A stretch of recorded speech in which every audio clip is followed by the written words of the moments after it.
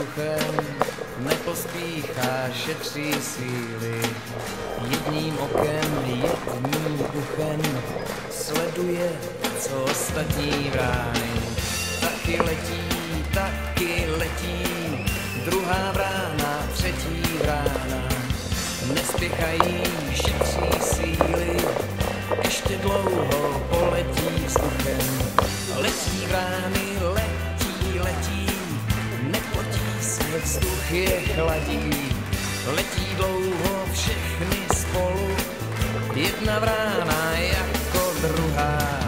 Na chvíli se vystřídají, první vrána už se cítí.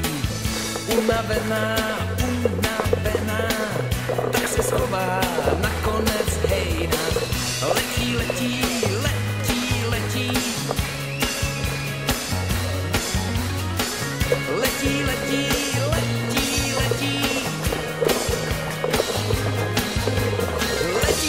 vrány, letí, ještě pořád letí vzduchem, nic si spolu neříkají, unavené černé vrány, až si najdou dobré místo, sednou si a budou klidně spát.